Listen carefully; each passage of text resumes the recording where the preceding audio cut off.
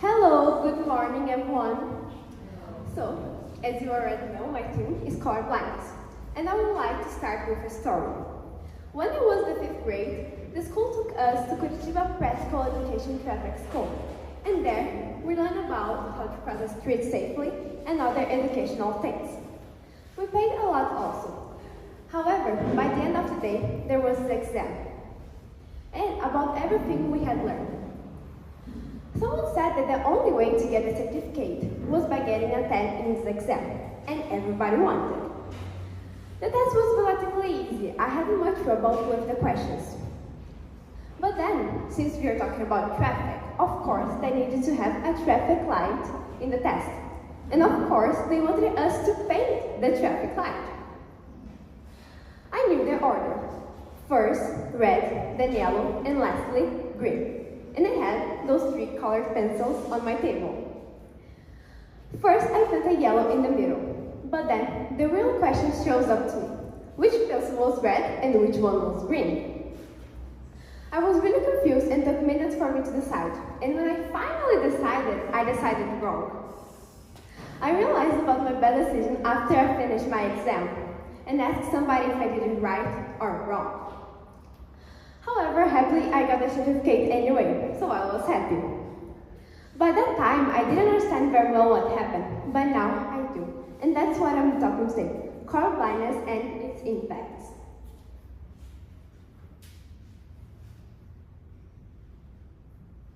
So, colorblindness is a deficiency which is difficult to see the difference between colors and shade of colors. This leads us to see the colors differently from most people. One example of colorblindness is between red and green, as I already told you. There was this famous chemist, John Dalton, and he had difficulty differentiating colors also, but he was an amazing chemist. And he was the first one to try to explain this phenomenon, so he developed a theory in 1794 to explain it. And even though his theory was wrong, he had such a big impact in the society that in many languages the word colorblindness is related to him, and that's the case in Portuguese, where Daltonismo comes from Dalton. There are 4 main types of colorblindness: protanopia, that's colorblindness to red; deuteranopia, that's colorblindness to green; tritanopia, that's the least common, that is to blue; and achromatopsia, that's the colorblindness to most of the colors, so the person will see black and white, something like this. Now, about the percentages. 9% of the world's population is colorblind. From this, 8.5% are men, and only 0.5% are women. So they are very rare. And there's also a scientific explanation to this that I will explain later. But anyways, for now, let's move on. It's very easy to diagnose colorblindness, and the main test is the Ishihara test. The name was given in honor to Dr. Shinobu Ishihara, and it consists of cards with circles from different colors, tones, and sizes with superscript numbers. So here are some examples. The first card is always to make sure that the person understands how it works. So everybody should be able to see the number. Should be able. I'm not able in this moment, but you'll be able. Someday. Someday. Sorry.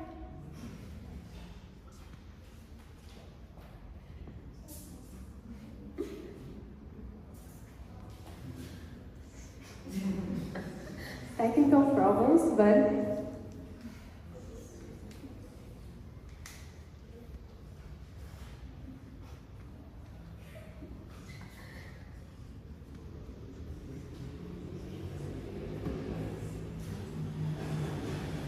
so now you should be able to see the number 12 in the first card. But the second card, which number you guess is there? Yeah, that's right. But a curious fact is that I see as a 3 because I have the colorblindness red and green.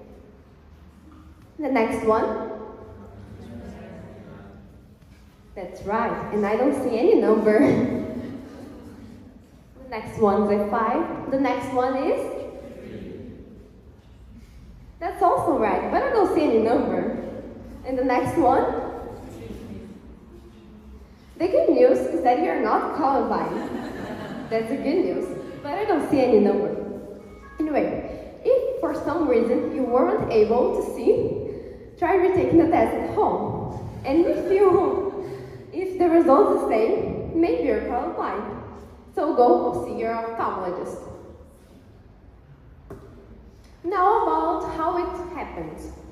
So colorblindness happens most of the time due to genetic modification. So it happens, it is related to your genes. Moving on to my more biological part, your eye, more specifically the retina, has 2 important photoreceptor cells, the cones and the rods. The rods are responsible for detecting the luminosity, and the cones are responsible for detecting the different wavelengths. So that means the colors. And there's 3 main types of cones: red sensing cones, blue sensing cones, and green sensing cones. Any type of color blindness is related to one of those cones. So a colorblind person would have an absence or a modification in one of those 3 types of cones. But now an important point. Remember that in the beginning I said that only a few women were colorblind. There's also a scientific explanation to that. Remember that here I said that is related to your genes, and more specifically to the X chromosomes. And men have XY chromosomes, while women have XX chromosomes. So the probability for a man to have this modification in his X chromosomes is way more higher than for a woman, because for a woman to be colorblind, she needs to have this modification in both X chromosomes. And one curious fact is that you inherited one of those chromosomes from your father and the other one from your mother. So someone in both parts of your family has to be colorblind for me to be colorblind. In my dad's family, almost every man is colorblind, so it's not surprising that I have one gene, one X chromosome with those modifications. However, for my mother's family, nobody that is still alive, not even her, is colorblind. So I inherited one gene that was inactive in her. Since most of the cause of colorblindness is due to genetic modification, there is no cure or treatment. There is tinted glasses or specific contact lenses that may help, but they're not very efficient to different types of colorblindness. And one other important point.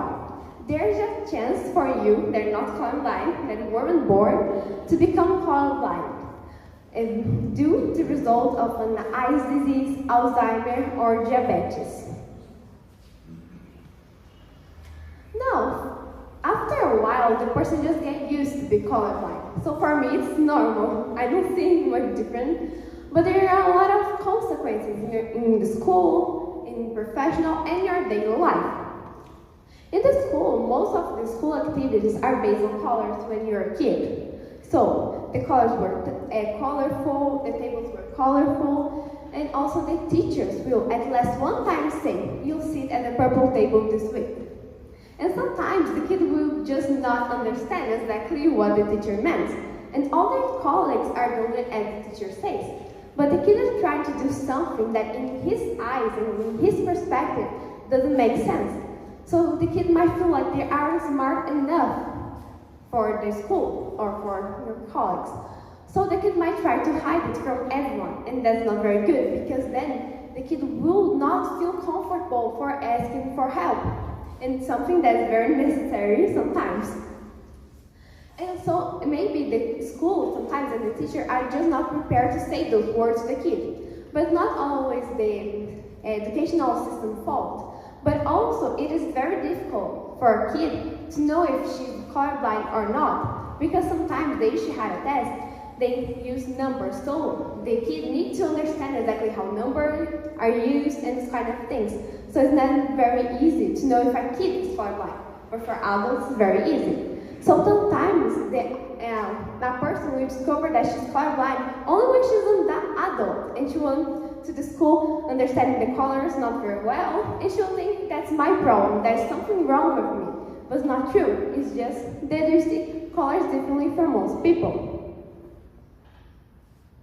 In their professional life, there are some careers and jobs that might be a little difficult to follow, such as design, astronaut, dermatologist, photographer, romantic area, airline pilot, geographer, and others.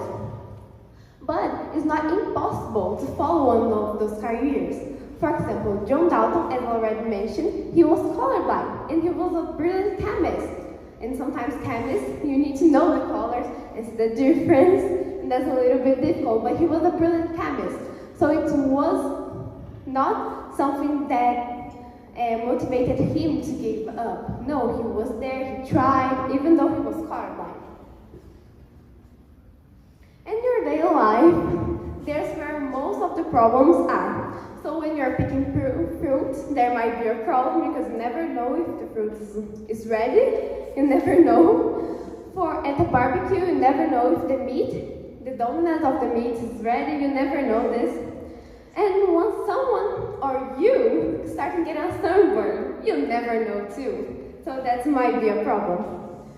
And by choosing clothes, that's a big problem. Sometimes we just not notice if the clothes matches or not. And also when you're buying clothes, you need to know the color of the clothes. That's very important. For example, when I was little, my mom went with me to buy a shoe. And we bought a gray shoe. But months later, I discovered it was a gray shoe. I always thought it was a pink one. My dad, that's there, also went into a situation like this. He went out to buy a suit for his high school graduation, and it needed to be blue. However, he went home with a purple one. Who never knows? So, since there is a high percentage of colorblindness in the world, there needs to be public initiatives to help those people. One of the proposals that might help is the proposals that propose the different formats of the bright forms of the traffic light, and this might help. Another one that is very important is by the transport lights. So here there is a map, and it's very difficult to see the line, which bus, for example, you need to pick. So using a number of signs or codes would be very helpful.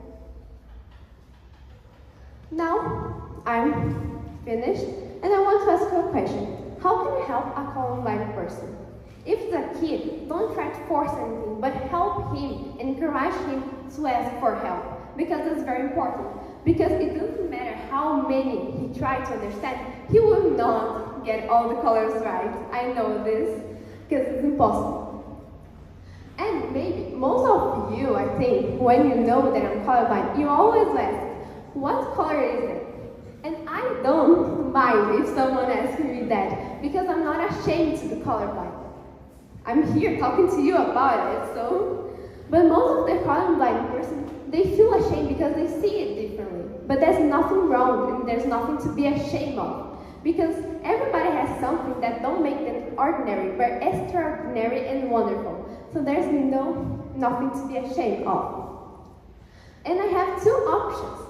I can deal with it positively and accept the consequences and laugh about it, or I can try to hide it from everyone and feel uncomfortable every time someone mentions it. I always choose this first option, and I will continue to do that, because there doesn't define me. There's just a characteristic, and there's nothing that I need to hide from anyone. Thank you.